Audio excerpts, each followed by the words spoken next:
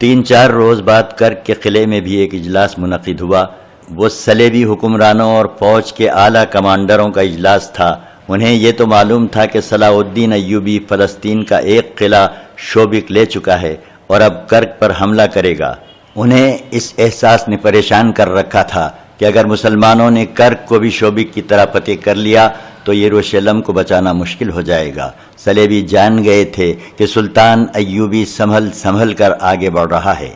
وہ ایک جگہ لے لیتا ہے، فوج کی کمی نئی بھرتی سے پوری کرتا ہے، اسے پرانی فوج کے ساتھ ٹریننگ دیتا ہے، اور جب اسے یقین ہو جاتا ہے کہ وہ اگلی ٹکر لینے کے قابل ہو گیا ہے تو آگے بڑھتا ہے۔ چنانچہ وہ کرک کے دفاع کو مضبوط کر رہے تھے اور باہر آ کر لڑنے کی بھی اسکیم بنا چکے تھے، مگر اس اجلاس میں انہیں اپنی اسکیم میں رد و بدل کی ضرورت محسوس ہو رہی تھی، کیونکہ ان کی انٹیلیجنس کے سربراہ ہرمن نے انہیں صلاح الدین ایوبی، اس کی فوج اور مصر کے تازہ حالات کے متعلق انقلابی خبریں دی تھیں۔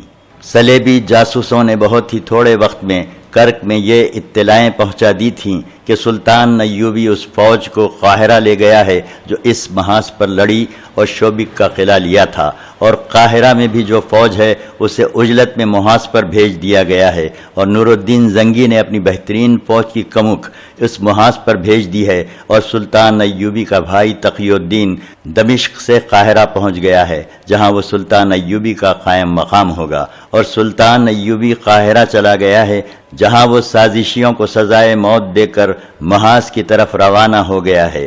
صلیبیوں کے لیے یہ خبر اچھی نہیں تھی کہ قاہرہ کا نائب ناظم مصلح الدین بھی پکڑا گیا اور غداری کے جرم میں مارا گیا ہے۔ مصلح الدین صلیبیوں کا کارآمد اور اہم ایجنٹ تھا۔ صلیبی نظام جاسوسی کا سربراہ ہرمن اجلاس کو ان تبدیلیوں سے آگاہ کر رہا تھا۔ اس نے کہا، مصلح الدین کے مارے جانے سے ہمیں نقصان تو ہوا ہے، لیکن تقی الدین کا تقرر ہمارے لیے امید افزا ہے۔ وہ بے شک صلاح الدین کا بھائی ہے، لیکن وہ صلاح الدین نہیں ہے۔ میرے تخریب کار جاسوس اسے چکر دینے میں کامیاب ہو جائیں گے۔ یہ بھی امید افزا ہے کہ صلاح الدین اور علی بن سفیان قاہرہ سے غیر حاضر ہیں۔ میں حیران ہوں کہ تمہارے حشیشین کیا کر رہے ہیں؟ ریمان نے پوچھا۔ کیا وہ دوہرا کھیل تو نہیں کھیل رہے؟ کمبخت ابھی تک صلاح الدین کو قتل نہیں کر سکے۔ ہم بہت سی رقم ضائع کر چکے ہیں۔ رقم ضائع نہیں ہو رہی، ہرمن نے کہا۔ مجھے امید ہے کہ صلاح الدین محاذ تک نہیں پہنچ سکے گا۔ اس کے ساتھ 24 باڈی گارڈ قاہرہ گئے ہیں، ان میں 4 حشیشین ہیں۔ ان کے لیے موقع آ گیا ہے، میں نے انتظام کر دیا ہے، وہ صلاح الدین کو راستے میں قتل کر دیں گے۔ ہمیں خوش فہمیوں میں مبتلا نہیں رہنا چاہیے، فلپ اگسٹس نے کہا۔ یہ فرض کر کے سوچو کہ صلاح الدین ایوبی قتل نہیں ہو سکا اور زندہ و سلامت محاذ پر موجود ہے۔ اس کے پاس سب تازہ دم فوج ہے، اس نے نئی بھرتی کو ٹریننگ دے لی ہے، اور اسے نور الدین زنگی کی کمک مل گئی ہے۔ اس نے شوبک جیسا مضبوط اڈا بھی حاصل کر لیا ہے، لہٰذا اب اس کی رسد قاہرہ سے نہیں آئے گی۔ شوبک میں اس نے بے شمار رسد جمع کر لی ہے۔ اس صورت میں ہمیں کیا کرنا چاہیے؟ میں اسے موقع نہیں دینا چاہتا کہ وہ کرک کا محاصرہ کر لے اور ہم محاصرے میں لڑیں۔ اب ہم محاصرے تک نوبت نہیں آنے دیں گے، ایک اور صلیبی حکمران نے کہا۔ ہم باہر لڑیں گے اور اس اندازے سے لڑیں گے کہ شوبک کا محاصرہ کر لیں۔ صلاح الدین صحرائی لومڑی ہے، فلپ اگسٹس نے کہا۔ اسے صحرا میں شکست دینا آسان نہیں۔ وہ ہمیں شوبک کے محاصرے کی اجازت دے دے گا، مگر ہمارا محاصرہ کر لے گا۔ میں اس کی چالیں سمجھ چکا ہوں۔ اگر تم اسے آمنے سامنے لا کر لڑا سکتے ہو تو میں تمہیں فتح کی ضمانت دے سکتا ہوں، مگر تم اسے سامنے نہیں لا سکو گے۔ بہت دیر کے بحث و مباحثے کے بعد یہ فیصلہ ہوا کہ نصف فوج کو قلعے سے باہر بھیج دیا جائے اور سلطان ایوبی کی فوج کے قریب قیمہ زن کر دیا جائے اور اس کی فوج کی نقل و حرکت پر گہری نظر رکھی جائے۔ اس اسکیم میں باہر لڑنے والی فوج کی تعداد کے متعلق فیصلہ کیا گیا کہ سلطان ایوبی کی فوج سے 3 گنا نہ ہو تو دگنی ضرور ہو۔ عقب سے حملے کے لیے الگ فوج مقرر کی گئی اور پلان میں یہ بھی شامل کیا گیا کہ مسلمان فوج کی کمک اور رسد شوبک سے آئے گی، لہذا شوبک اور مسلمان کے درمیانی فاصلے کو چھاپہ ماروں کی زد میں رکھنے کا انتظام کیا جائے۔ فوجی کمانڈروں نے کہا کہ سامنے سے اتنی زیادہ قوت سے حملہ کیا جائے کہ صلاح الدین ایوبی جم کر لڑنے پر مجبور ہو جائے۔ सलेबियों को दरअसल अपनी बख्तर फौज पर भरोसा था। उनकी बेशतर फौज जर्रा पोश थी, सरों पर आहनी खुद थे, पेशानियों से नाक और मुंह तक चेहरे आहनी खुदों के मजबूत नकाबों में ढके हुए थे। उन्होंने ऊँटों को भी जर्रा पोश कर लिया था। ऊँटों के सरों पर आहनी गिलाफ चढ़ा दिए गए थे और पहलुओं के साथ लोहे की पतरियां लटकती थीं जो तीरों को रोक लेती थीं। उन्होंने कोशिश की थी कि बेहतर किस्म के घोड़े हासिल कर सकें। यूरोपीय ममालिक से लाए हुए घोड़े सहरा में जल्दी थक जाते और प्यास से बेहाल हो जाते थे। सलेबियों ने अरबी इलाकों से घोड़े खरीदे थे, मगर उनकी तादाद इतनी ज़्यादा नहीं थी। उन्होंने मुसलमानों के काफिलों से घोड़े छीनने शुरू कर दिए। सुल्तान अय्यूबी के घोड़े बेहतर थे। अरबी नस्ल के ये सहराई घोड़े प्यास से बेनियाज मीलों भाग सकते थे। इन जंगी तैयारियों और एहतमाम के अलावा सलेबियों ने नज़रियाती जंग का मुहाज जो खोला था, इसके मुताल्लिक़ उनकी इंटेलिजेंस के डायरेक्टर हरमन ने रिपोर्ट पेश की कि सलाउद्दीन अय्यूबी को मिस्र के जुनूब मगरिब के सरहदी इलाके से भर्ती नहीं मिलेगी। ये वही इलाका था जिसके मुताल्लिक़ सुल्तान अय्यूबी की इंटेलिजेंस के नायब सरबराह हसन बिन अब्दुल्ला ने रिपोर्ट दी थी कि वहाँ के लोग अब फ़ौज में भर्ती नहीं होते, बल्कि बाज़ लोग फ़ौज के ख़िलाफ़ भी हो गए हैं। ये जफाकश और जंगजू क़बाइल का इलाका था जिसने सुल्तान अय्यूबी को निहायत अच्छे सिपाही दिए थे, मगर अब हरमन की रिपोर्ट से ज़ाहिर होता था कि सलेबी तक़रीबकार उस इलाके में पहुँच गए हैं। वहाँ नौबत यहाँ तक पहुँची हुई थी कि हसन बिन अब्दुल्ला ने ये मालूम करने के लिए कि उस इलाके के लोग फ़ौज के ख़िलाफ़ क्यों हो गए हैं और मुखबिर भेजे थे। दोनों क़त्ल हो गए थे, उनकी लाशें नहीं मिली थीं। पुरअसरार से एक इत्तला मिली थी कि हमेशा के लिए गायब कर दिए गए हैं।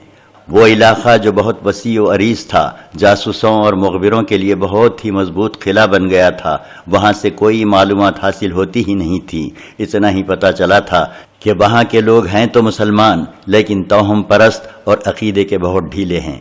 हरमन ने तफसीलात बताए बगैर कहा कि उसका तजुर्बा कामयाब रहा है। वो अब मिस्र के तमाम तर सरहदी इलाके में इस तरीक़े कार को फैलाएगा, फिर इन असरात को मिस्र के अंदर ले जाने की कोशिश करेगा। उसने उम्मीद जाहिर की कि वो मिस्र के कस्बों और शहरों को भी अपने असर में ले लेगा। उसने कहा कि मैं मुसलमानों की एक ऐसी खामी को उनके खिलाफ इस्तेमाल कर रहा हूँ जिसे वो अपनी खूबी समझते हैं। मुसलमान दरवेशों, फ़कीरों, वजीफ़े और चिल्ले करने वालों, आमिलों और मौलवियों और कुटिया में बैठकर अल्लाह अल्लाह करते रहने वाले मजजूब किस्म के लोगों के फ़ौरन मुरीद बन जाते हैं। दरवेशों वगैरह का ये ग्रोह इस्लामी फ़ौज के उन सालारों के ख़िलाफ़ है जिन्होंने हमारे ख़िलाफ़ जंगें लड़कर शोहरत हासिल की है। ये दरवेश अपने मुताल्लिक़ लोगों को यकीन दिलाते हैं कि खुदा उनके हाथ में है और वो खुदा के ख़ास बंदों में से हैं। वो सिर्फ नाम पैदा करना चाहते हैं, उनमें मैदान जंग में जाने की हिम्मत और जुर्रत नहीं, लिहाजा वो घर बैठे वही शोहरत हासिल करना चाहते हैं जो सालारों ने जिहाद में हासिल की है। अगर दियानतदारी और गैर जानिबदारी से देखा जाए तो मुसलमान के ये फ़ौजी लीडर, जिनमें सलाउद्दीन अय्यूबी और नूरुद्दीन जंगी भी शामिल हैं, काबिल तहसीन इंसान हैं।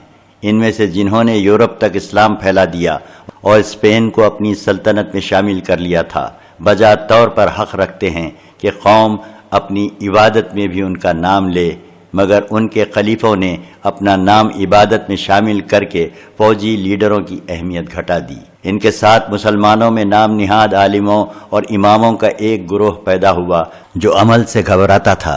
उन्होंने कहा कि जो कुछ हैं वो आलिम और इमाम हैं। ये ग्रोह खलीफों की आड़ में जिहाद के माने मस्क कर रहा है ताकि लोग जिहाद में जाने की बजाय उनके गिर्द जमा हों और उन्हें खुदा के बरगुज़ीदा इंसान माने। उनके पास पुरअसरार सी बातें और बातें करने का ऐसा तिलिस्माती अंदाज है कि लोग ये समझने लगे हैं कि उन बरगुज़ीदा इंसानों के सीने में वो राज छुपा हुआ है जो खुदा ने हर बंदे को नहीं बताया। चुनाचे सीधे साधे मुसलमान उनके जाल में फंसते जा रहे हैं। मैं उन्हीं आलिमों और दरवेशों को इस्तेमाल कर रहा हूँ। मुसलमान की ये कमज़ोरी हमें बहुत फ़ायदा दे रही है। मैं मुसलमानों को इस्लाम ही की बातें सुना सुना कर इस्लाम की बुनियादी रूह से दूर ले जा रहा हूँ। तारीख़ गवाह है कि यहूदियों ने नज़रियाती तक़रीब कारी करके इस्लाम को काफ़ी हद तक कमज़ोर कर दिया है। میں انہی کے اصولوں پر کام کر رہا ہوں۔